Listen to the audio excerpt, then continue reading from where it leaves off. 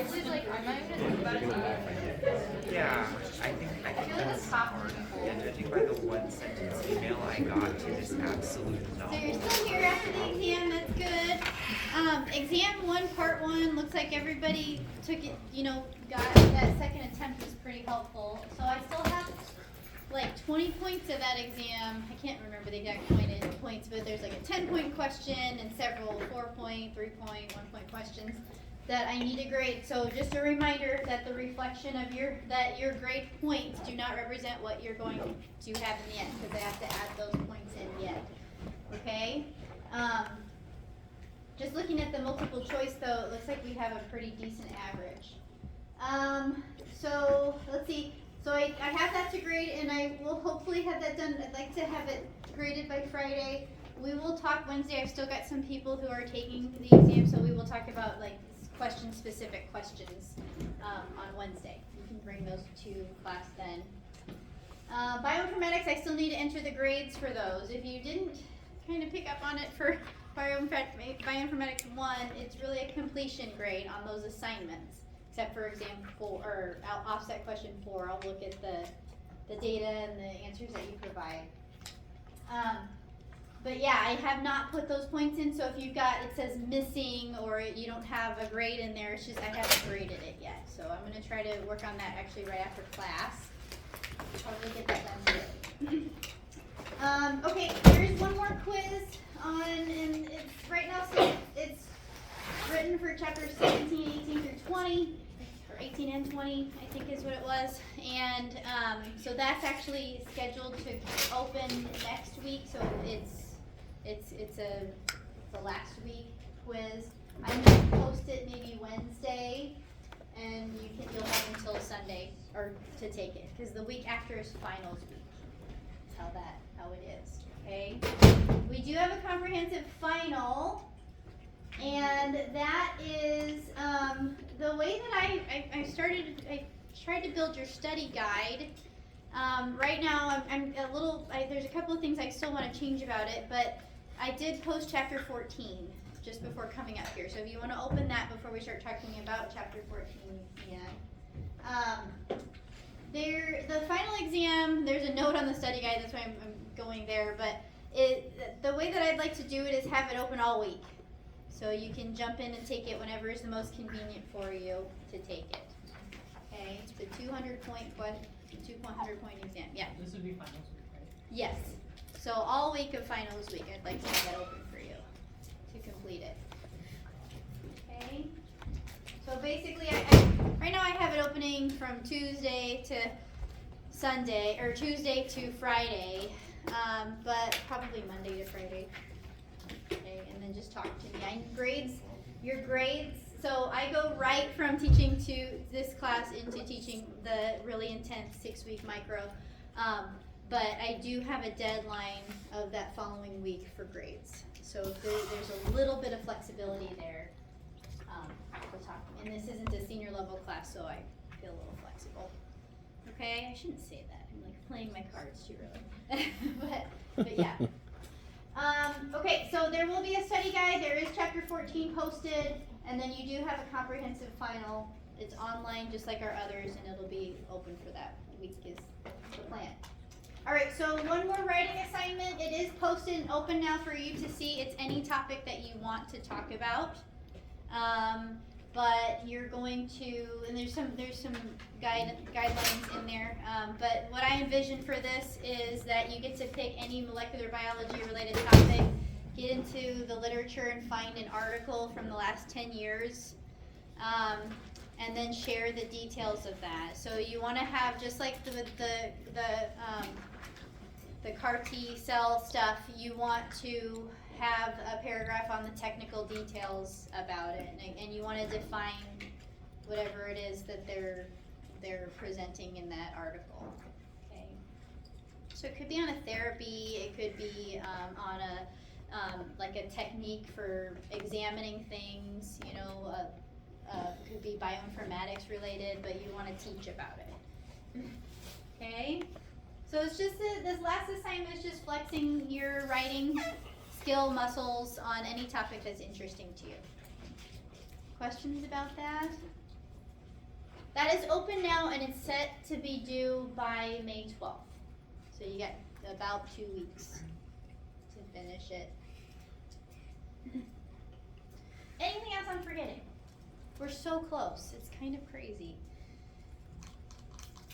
Questions? It feels like this is a really good time in the semester where everything flies by. It might be just me because we literally, in our family, we have dance recital, dance tryouts, dance this, and it band rehearsal, band, like it is like, I actually ran through the schedule like I was on having an exam this morning to remember who has to be where at what time and why it's got to be so weird.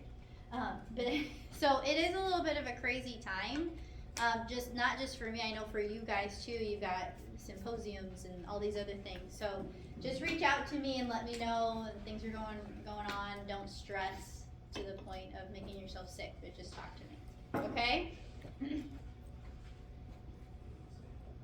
Any other questions? Okay. So the lectures here going to the end, there are recordings posted for all, so you can listen to me here and listen to there. I really hope to see you in here. We're still doing a pretty good job coming to class, which I really appreciate from all of you. But yeah, the recordings are there. I want to say, use them for review. I don't know that I would use them for the class. Because what I'm going to be talking about now is going to help me with the question writing and changes that I'll be making. So there might be something in the video we don't talk about. What is going to be in my head is what I talk about now. Okay? And I hate those videos. Anybody ever try to record themselves? Not fun. Unless you're like, you know, our group that's like really great presenters. All right, okay, so cytoskeleton and cell movement. That's where we're at as our next talk.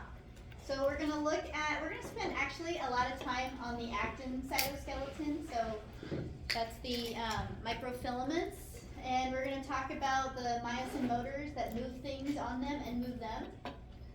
That's really the bulk of the talk, and then we get into, play by yourself. Then we talk about microtubules.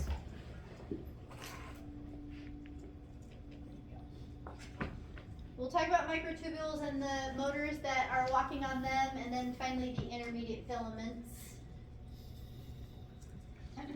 So the cytoskeleton, I'm gonna check this link right now while we're talking.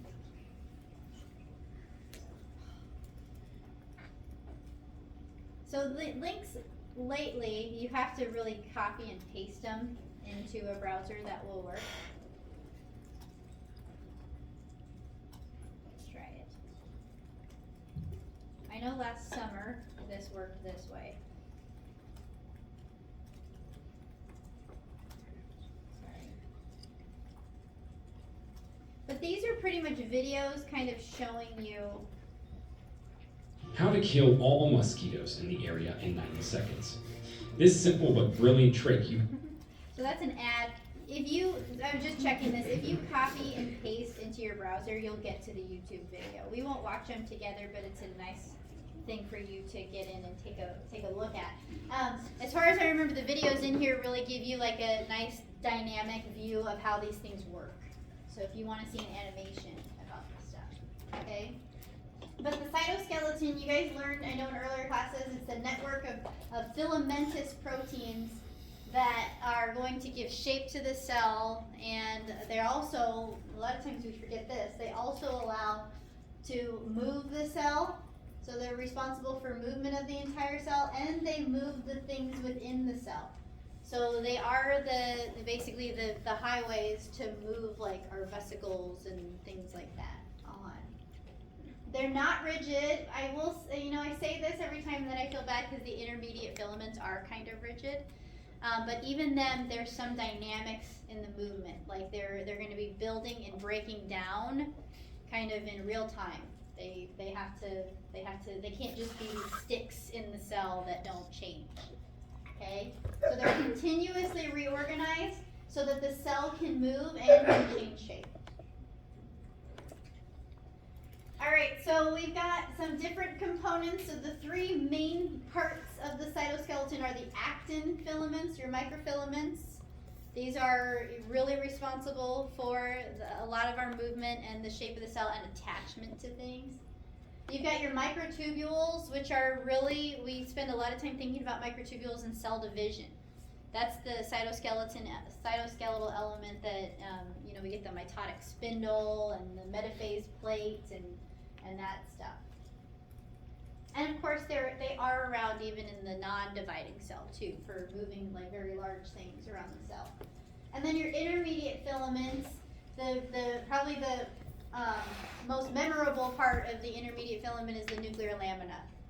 So these are the cytoskeletal filaments that build the nuclear lamina, but then they're really throughout the entire cell. And these are the ones, there is some dynamics, like they can be broken down, especially during cell division. The nuclear lamina has to be broken down. But typically in a non-dividing cell, there's not a whole lot of movement. They kind of stay. So we're gonna spend, like I said, a lot of time on the actin cytoskeleton, kind of looking at the parts. In the notes of these PowerPoint slides, there are a lot of molecular players. So we're molecular biology, so we remember all these proteins and things like that. And we're not gonna have, I'm kind of sad about this, but we're not gonna have our presentations to finish out these last couple of weeks. So just like you have for other things, build a table of the different parts and their molecular, of the different cytoskeletal element pieces, and then the parts that build them and drive them. Okay? So our microfilaments, they're about 7 nanometer in diameter, 7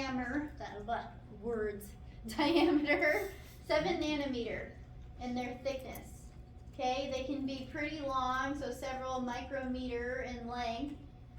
And like I said, these ones are going to be changing that length though pretty rapidly. Okay, they can be the filament by themselves, but they also can bundle, and they can build these cool 3D meshwork networks like sponges. They can basically make a sponge in the cell. This is a really cool electron microscopy image of them. This is electron microscopy, which is why we get this great resolution. But you can see like these little globular things that are connected end to end to build the string, the filament. So here are there are lots of proteins that are going to bind these filaments, and they're going to regulate like how long they are, if they can be added to, if they are going to be cut, and stuff like that. So there's the monomer binding proteins, profilin and twinfilin. Like I said, a lot of these things have definitions in the notes of the PowerPoint. So if you want to organize these things, you can. And we'll call them out as we go through the slides too. So there's the monomer binders, so they bind the individual unit, the individual actin proteins. And then we have the filament initiation and polymerization machinery, ART23 and Formin. We have to, it's kind of like any crystal, you got to get 2 of the monomers to come together and bind each other, and then you grow more monomers off of that, like a tree. So if you think about like ice formation, it's kind of like that. So we have the ART23 and Formin that do that. There's end capping, CAPZ, and tropomodulin. So we have a filament. We don't want to lose any from one end or add any to the other end. We kind of define an edge so that there's no more movement. That's what those are going to do. Filament stabilization, tropomyosin, and nebulin. I love how the words are so close together, tropomodulin and tropomyosin. So keeping those organized for yourself. So that's stabilizing the filament along the length of it. And then, but there's still dynamics on the sides. So filament cross-linking, because we have to build those 3D networks and bundles sometimes. So these are some of those binding proteins that are responsible for that. Filament linkage to other proteins. So we have to be, we have like the nuclear lamina is associated with chromatin and things like that. But we also have, in the cell, you have the cortical actin that's like up against the membrane. And those transmembrane proteins are there. So we have these cool linking proteins, spectrin, talin, vinculin, dystrophin, that kind of bridge the gap. They're the actin binders, and then they bind another protein or something so that they can put those things together. And then severing. Sometimes when the cell needs to move, like close a wound, it's going to have to move quickly. So we have to cut up these long sticks pretty quickly. So we've got cofilin and gelsolin that help us to sever the filaments and move them out of the way.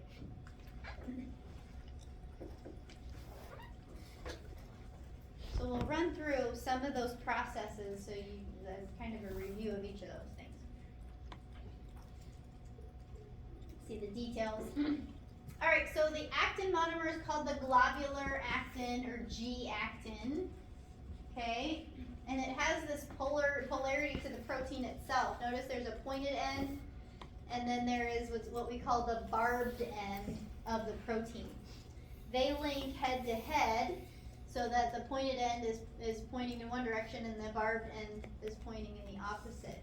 They start off as the globular actin, and then they have to first dimerize, so two come together, and then you've got the trimer, and that's really nucleation. And then finally they grow out till you have the filaments. Filaments is actin. This is a really cool molecular modeling image of actual pictures of the amino acids all folded and everything, and then showing you how they link up. So they kind of have this kind of helical shape to them.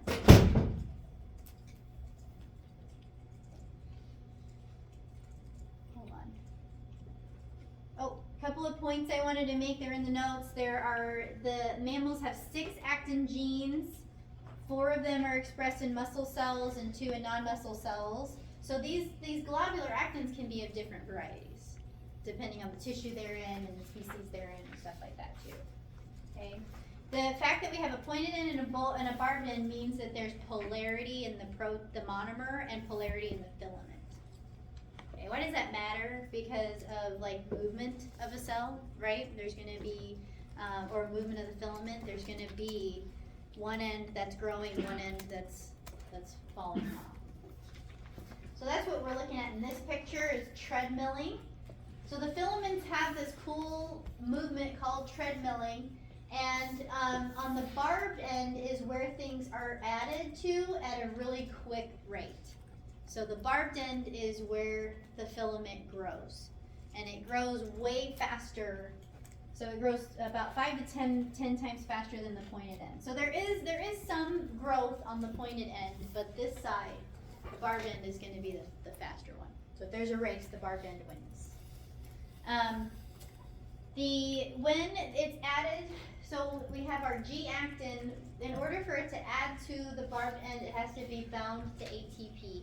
So again, energetics, right? We are going to be taking things that are nice and spread out and forcing them into this organized small area. So it's ATP dependent.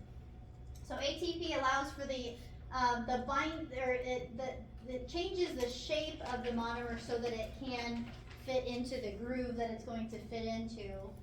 And then once it's on, as this thing is growing, once it's in the filament, the ATP will be hydrolyzed.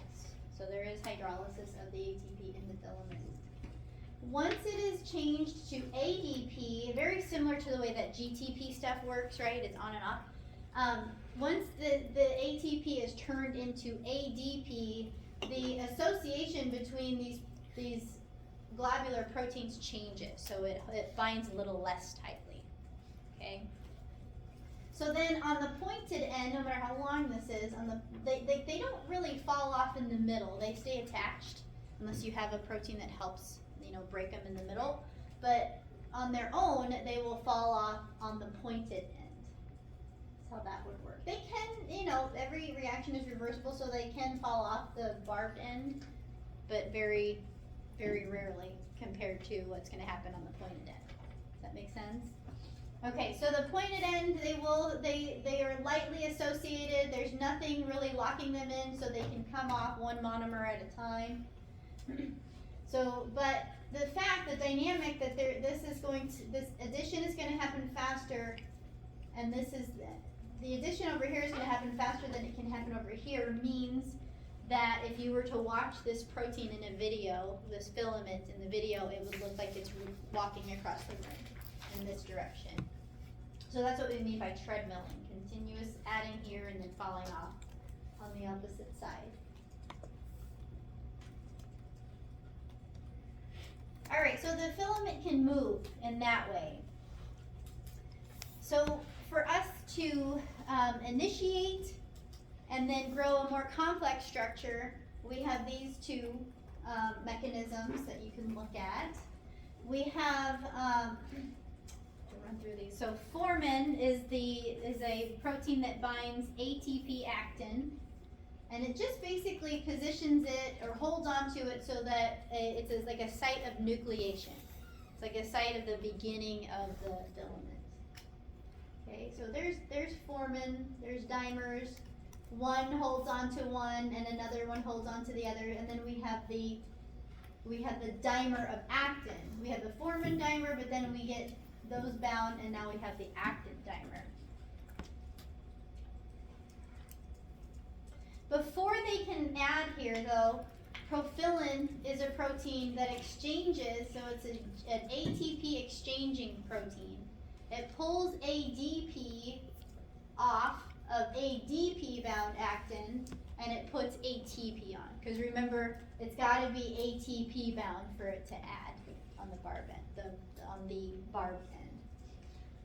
So profilin changes it out so that it's ATP actin, and then it's only ATP actin that can bind the formin dimers.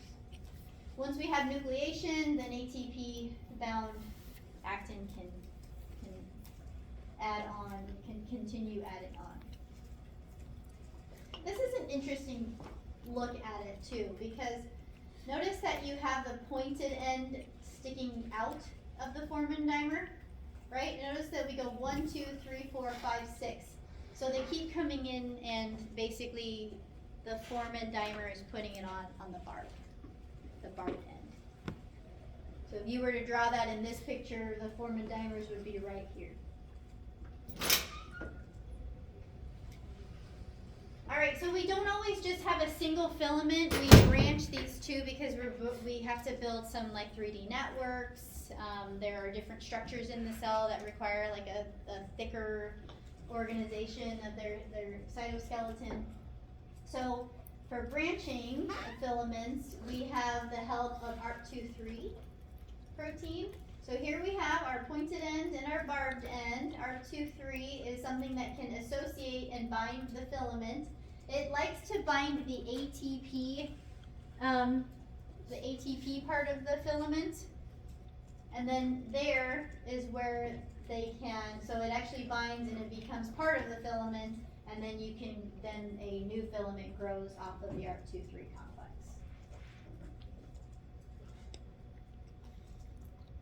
Okay, we don't have a picture of this, but then there's tropomyosin that can bind along the grooves. So notice that there's got a three-dimensional structure to the filament, and there are grooves in it. Tropomyosin will bind along these and prevent things from falling off. So while the red stuff is the ADP bound stuff, and it can fall off at this end, tropomyosin is a protein that can bind, kind of like ch14 is binding, but then it prevents things from falling off.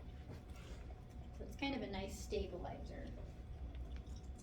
And then there are capping proteins that can bind to either the barbed end or the pointed end to stop the addition or the falling off dynamics there.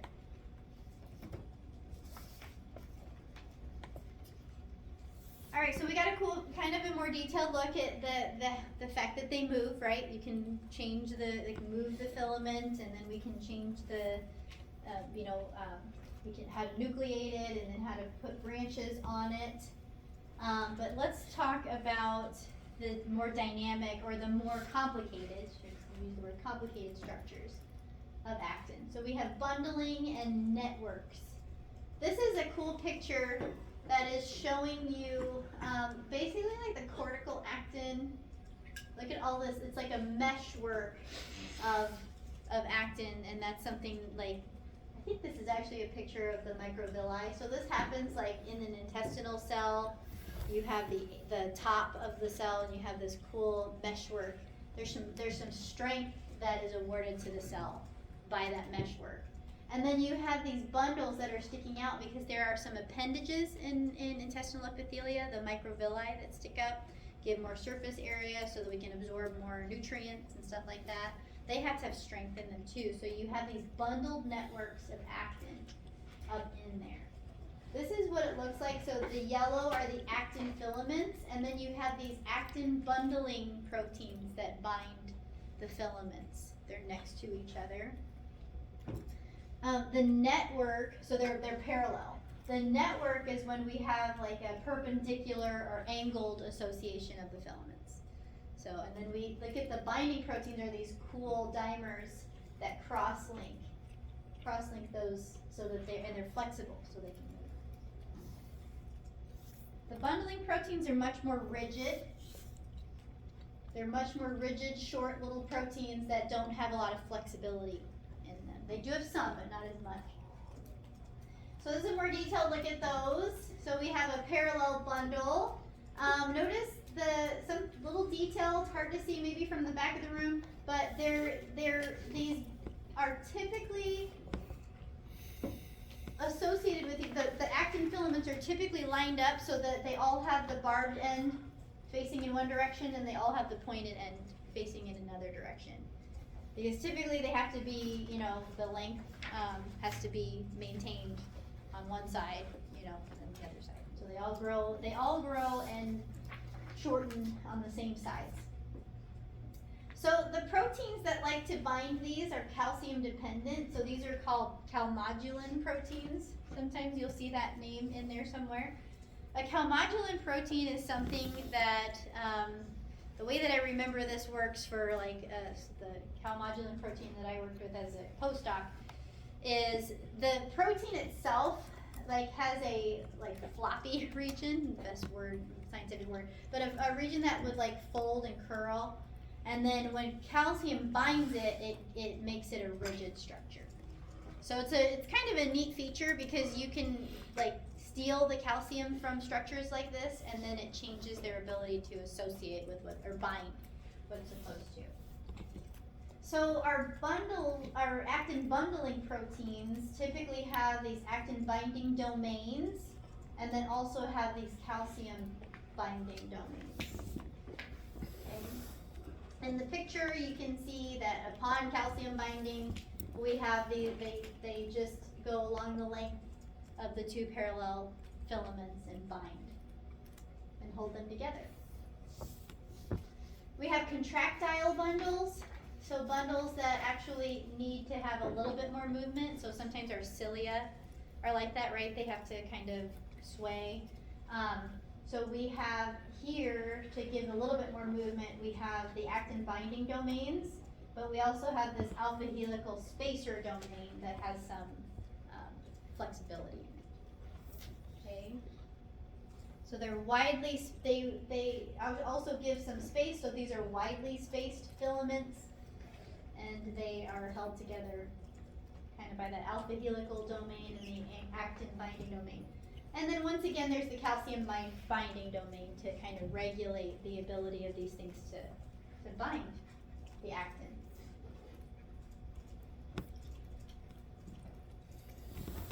All right, so for our networked filaments, we have these really cool proteins. You know what, did I forget? I forgot to name our proteins. So back here, for our parallel bundles, it would be, this is alpha-actinin is the contractile bundle binding protein, and fibrin is the more tightly associated bundling protein. It was first isolated from intestinal microvilli. All right, so the network protein is filamin. So filamin is the specific name for these. And they're really cool. So they have to have flexibility so that they can actually, so that the actin filaments themselves can go at these different angles. Okay, so they can be at these different kind of angles to each other, perpendicular or slightly off, perfect 90 degree. So these are, they have a dimerization domain, so we have dimers of filament that make this possible. So they have on one end, parts, a domain where they come together themselves, and then they have this long beta sheet spacer domain, so there's our flexibility, and then finally they have their actin binding domain, so they fit the grooves of the actin filament. They fit onto it. Okay. They're kind of neat. All right, so those are some of the structures that are the organizations of actin that are possible. At the cell cortex is what we call the really complex, very actin robust region that sits basically under the cell membrane. It goes all around the entire periphery of the cell. And it is really mostly this 3D network of actin filaments. So a lot of this right under the membrane of your cell. And their job is to really kind of be associated, give like strength to the membrane at the surface. And they have to do this by actually connecting to the plasma membrane and proteins that are in the plasma membrane. So there are some very key actin binding proteins that can be found, actin binding proteins that are peripheral proteins and transmembrane proteins at the cell membrane. Alright, so the cell cortex gives the cell its shape, and it's very heavily involved with the crawling, the movement of the cell. So sometimes we have fibroblasts that really are on the move. Our epithelial cells aren't necessarily on the move as much. So we'll look at two different structures that are responsible for those dynamics. But first, so at the plasma membrane, we have spectrin. So this little cool protein here. So here's a very short actin filament. Imagine there's a lot more of that in here. But just for simplicity, we're looking at a really short piece. So spectrin is it almost is a filamentous protein itself, but it forms, it is a calponent, I said calmodulin. I should have said calponin. So calponin, again, it's a calcium binding protein that, so calcium is going to give rigidity to that. So spectrin is this nice long protein. Upon binding with calcium, it's able to associate with actin. And it creates this,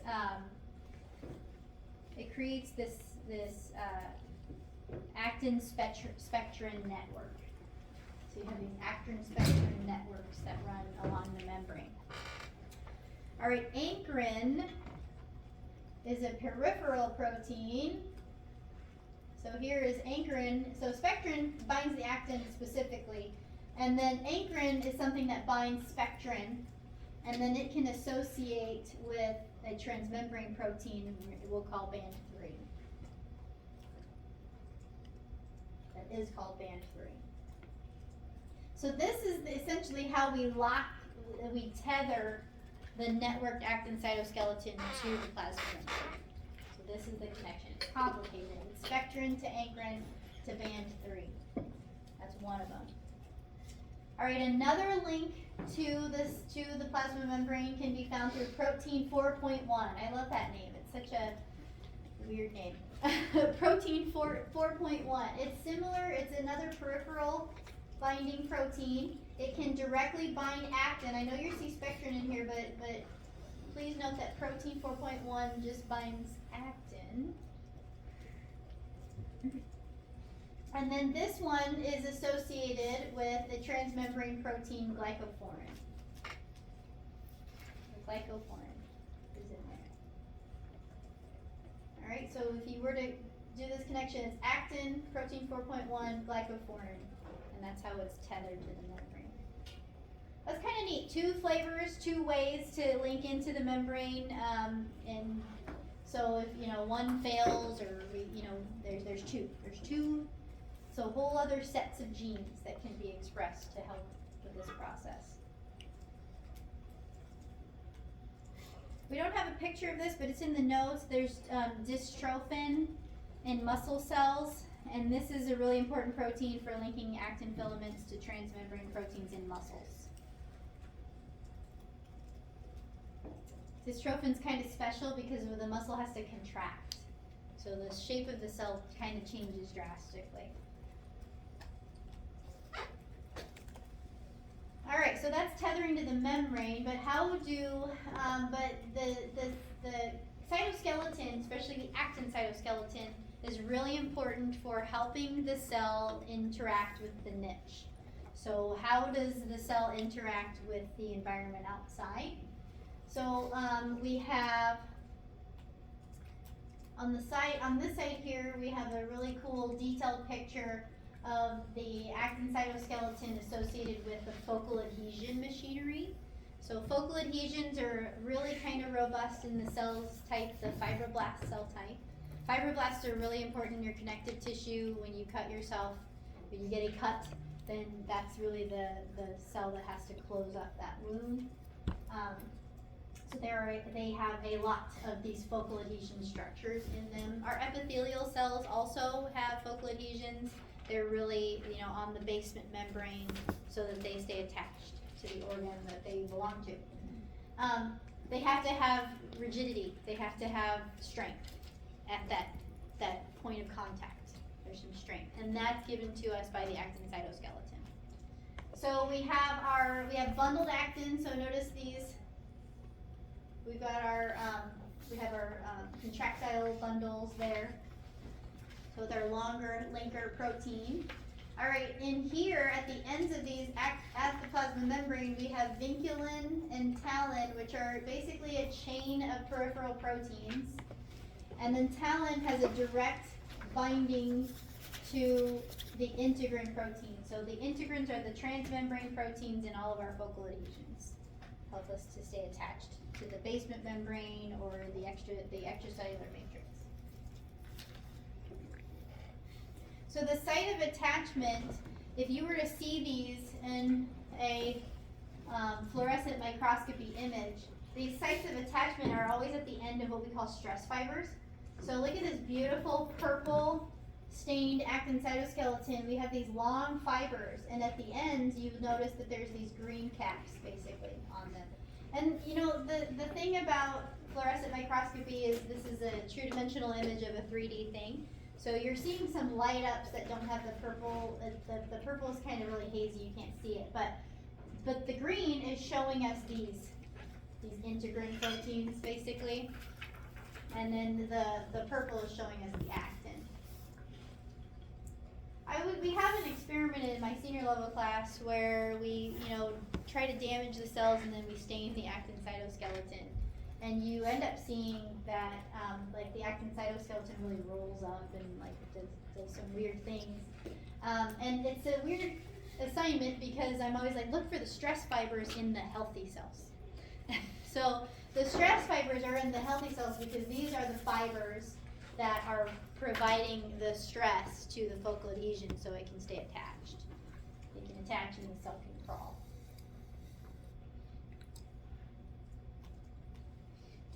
All right, the actin cytoskeleton also really helps to push the cells together when they're making a connection with each other.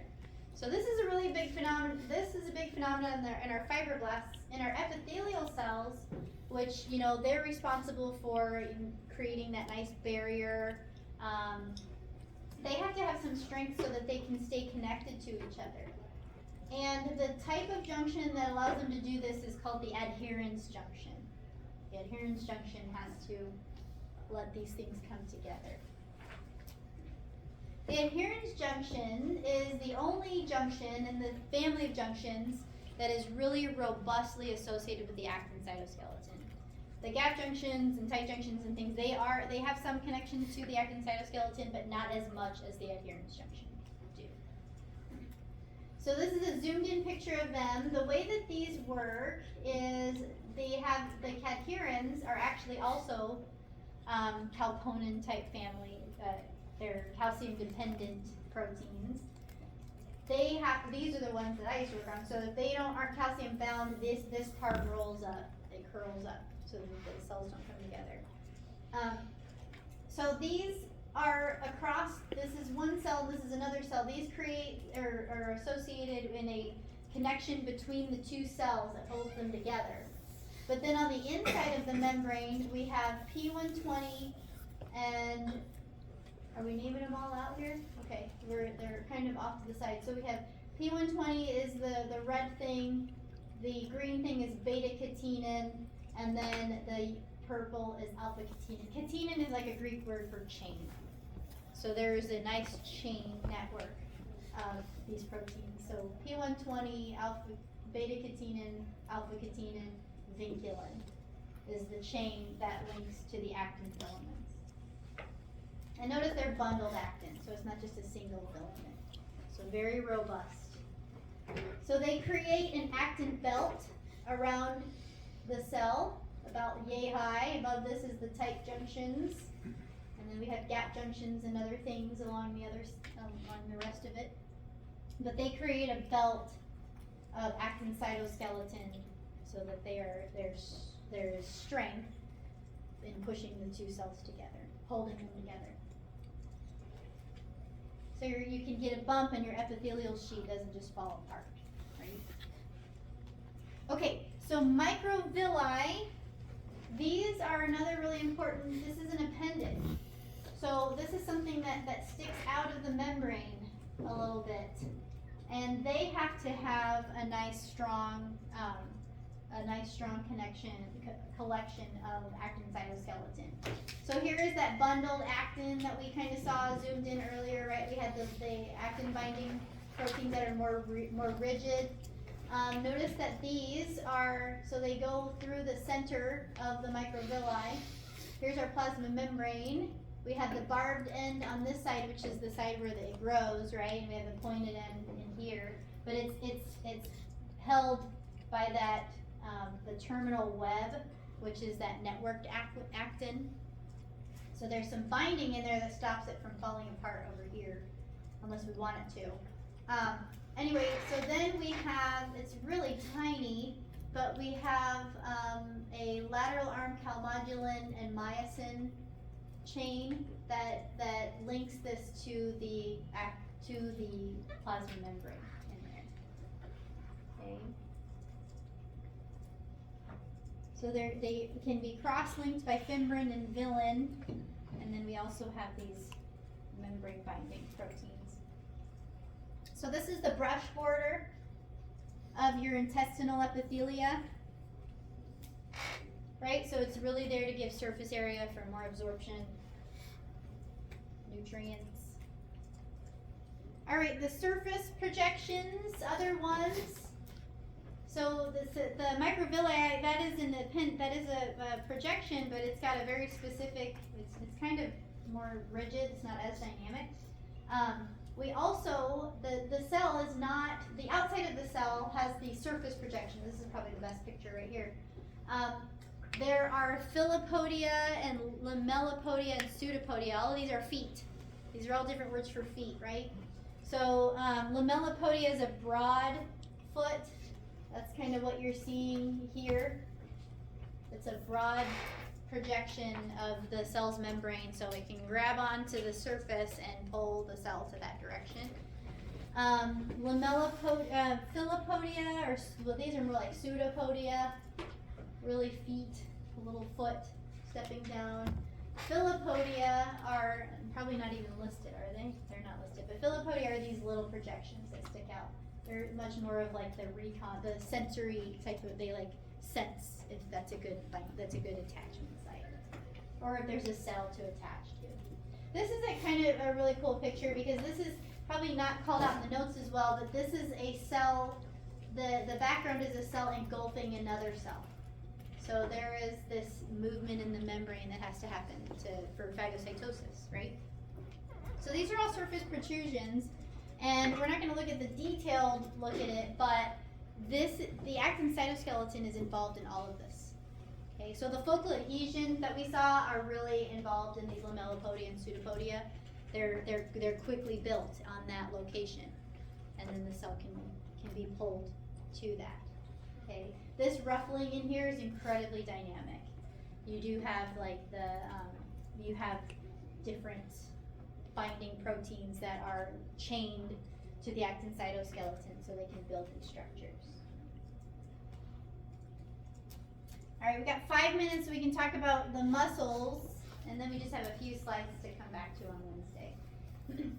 But we have, so the muscle cells are important for contraction, right? And this is going to be with the help of actin and myosin. So you have, myosin is a motor protein, and it actually uses ATP to make the actin bundles change their location, kind of in a quick way. So they're generating force and movement of like the whole muscle. So this is a zoomed in picture, the way that it's organized. So here's our actin. We have these different filaments that are associated parallel to each other. And then in between we have the myosin proteins. So these things, they have like that, they have this cool little like start, or they like, it looks like they have little feet sticking out, right? They actually grab onto the actin, and then they flip or bend themselves, and they pull these sheets of actin together, and then they have to relax so that the muscle can contract again. Okay. So so it is a sliding filament model, and what you're seeing here is a sarcomere. And the sarcomere is the basically between the Z discs. This is on the way that you can know what the Z disc is on these dark stained images. This is where there's no myosin. Kind of gives you the border, the edges of where the myosin is not. It's just actin. When it's relaxed, I should say, when it's relaxed. When it's contracted, these are brought, so then there looks like myosin is in everything. Okay. Everything is shortened during contraction. So the Z discs are brought closer together. So there's no change in the width of the A band, because that's where the myosin is, but there is a change in the I band during contractions because of the sliding of the filaments. So here it is, not contracted and contracted. So if you can write out that process, you know, what part, so these are the things to remember, what part it goes away during contraction or gets smaller, and what part never changes.